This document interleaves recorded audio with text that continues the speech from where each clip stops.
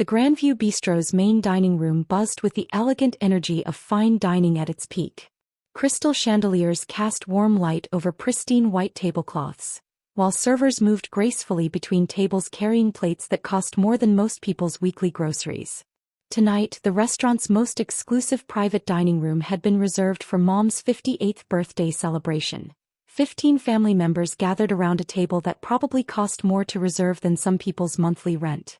I sat at the far end of the mahogany table, deliberately positioned where I could observe the family dynamics without drawing too much attention to myself. My simple black dress from a chain store stood out starkly against the sea of designer clothing surrounding me.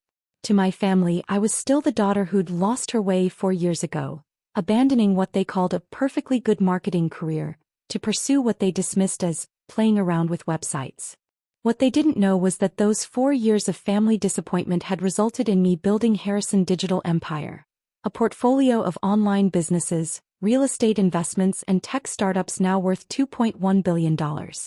More specifically, what they didn't know was that 6 months ago, I'd quietly purchased the Grandview Bistro, along with 12 other upscale restaurants in the city, as part of my hospitality investment strategy. Emma, sweetheart, my Aunt Margaret's voice cut through the dinner conversation, her tone dripping with the kind of sympathy reserved for lost causes. Are you still doing that little computer hobby? When are you planning to get back to real work? Polite laughter rippled around the table. My brother David, who'd just been promoted to senior partner at his accounting firm, raised his wine glass with a condescending smile. She's probably still living in that tiny studio apartment, staying up all night working on whatever it is she thinks she's building. I keep telling people my sister is between careers because honestly, I can't explain what she actually does. More laughter. My sister Jennifer, fresh from closing another $1 million real estate deal, examined her perfectly manicured nails. I've offered to help her find a proper sales position at my agency. With the right training and supervision, she could probably earn a decent living. But she insists on this whole entrepreneur fantasy. I smiled politely and took a bite of my truffle risotto, a dish that cost $85 and, ironically, one I'd helped develop when I'd worked with the head chef to revamp the restaurant's menu after my acquisition. The irony wasn't lost on me that my family was mocking my business acumen while sitting in a restaurant I owned, eating food from a menu I'd influenced, discussing my failures at a table I was ultimately paying for. Uncle Robert, Dad's older brother and a prominent insurance broker, leaned forward with that patronizing expression I'd grown accustomed to over the past 4 years. Emma, your father and I were discussing your situation last week. I could get you a position at my agency. Entry-level, of course. Answering phones, basic data entry. It's not glamorous, but it's honest work with benefits and a steady paycheck. That's incredibly generous of you, Uncle Robert, my cousin Lisa added, her voice filled with false compassion. Emma really needs someone to give her a reality check about the working world. It's not her fault she's been allowed to live in this fantasy for so long. Dad nodded approvingly from his position at the head of the table.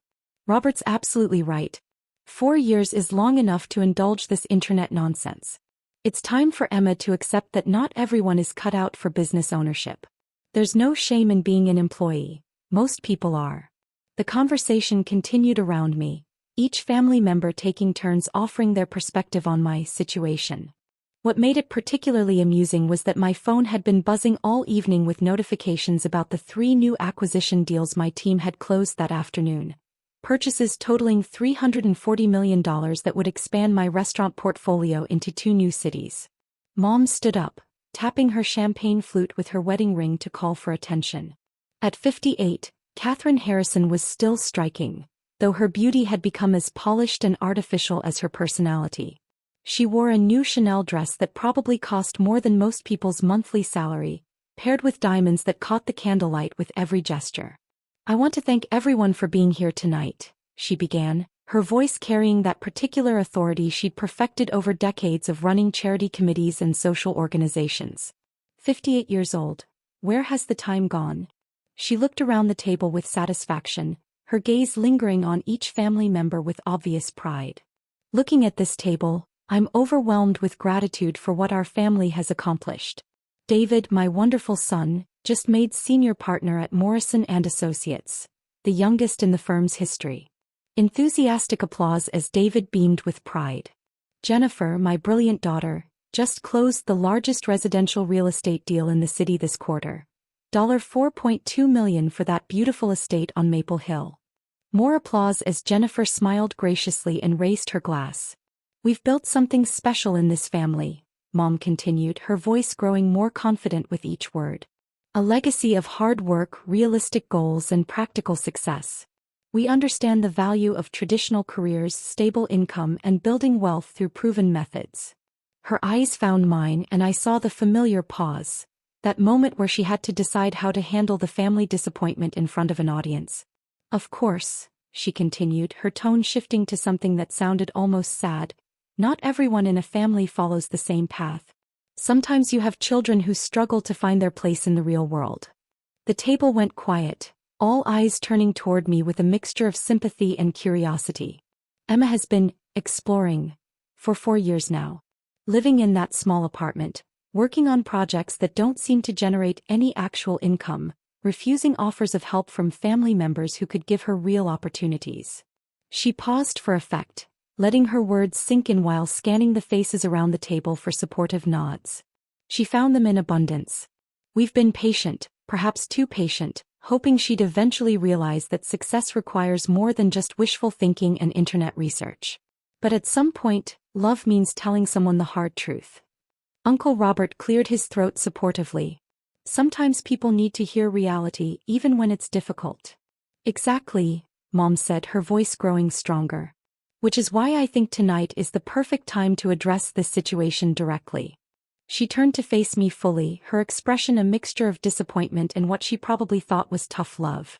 Emma, you're 31 years old. You're living like a college student, pursuing fantasies that haven't produced any measurable results and, frankly, embarrassing yourself and this family with your refusal to accept reality. The silence that followed was heavy and uncomfortable. 15 pairs of eyes focused on me, waiting to see how I'd respond to this public intervention. Stop pretending you matter, she said finally, her voice cutting through the silence like a blade.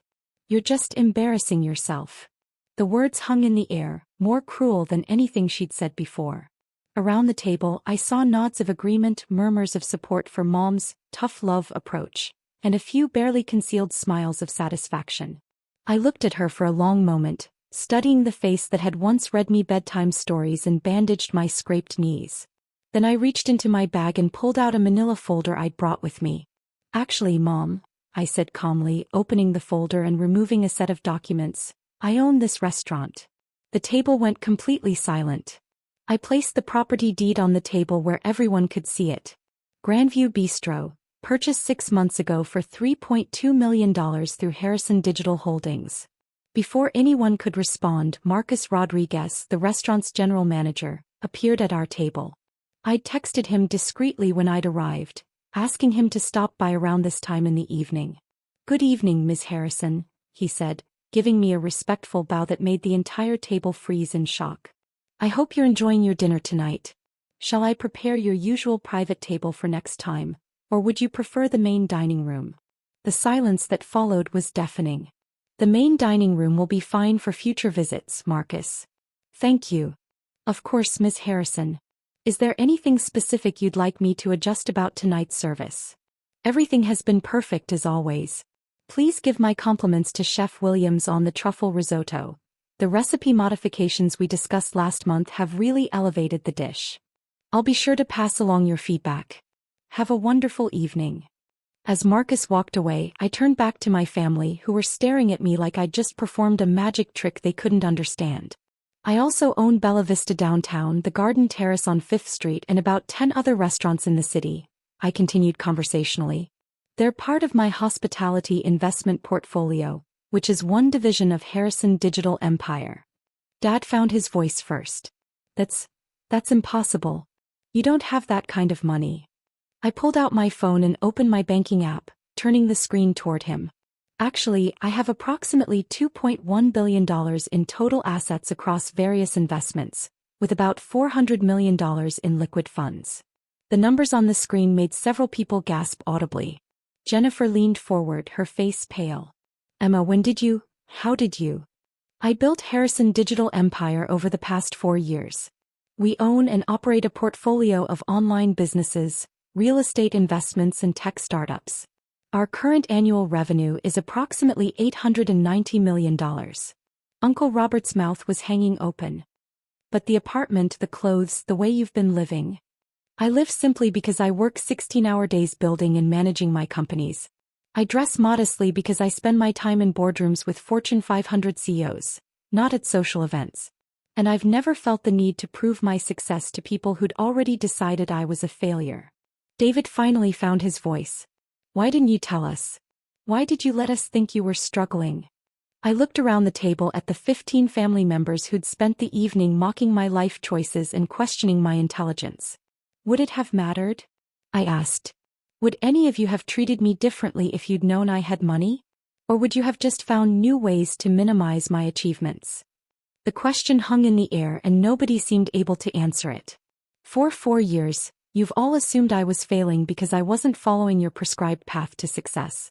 You've offered me entry-level jobs, suggested I give up my fantasies, and tonight Mom told me to stop pretending I matter. I gathered the property documents and put them back in my folder. The truth is, I've been building something none of you could imagine while you were all busy feeling sorry for me. I own the restaurant you're sitting in. I employ over 1,200 people across my various companies. I have business partnerships with companies you'd recognize from the Fortune 500 list. Mom's face had gone completely white. Emma, I had no idea. We all thought. You thought what you wanted to think, I said, standing up from the table.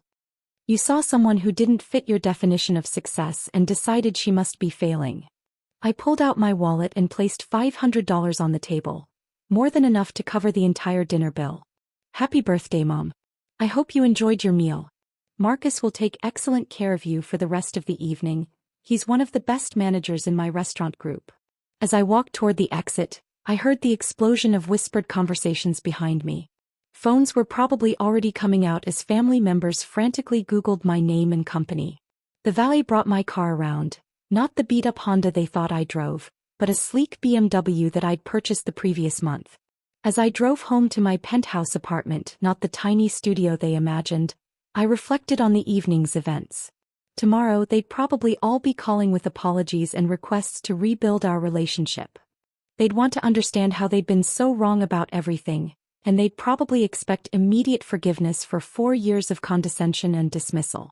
But tonight I was going to enjoy the silence of my luxury apartment, the view of the city skyline that included 12 restaurants I owned, and the profound satisfaction of finally showing my family exactly who they'd been dismissing all along. Sometimes the best response to being told you don't matter isn't an argument. It's evidence that you matter more than they could ever imagine.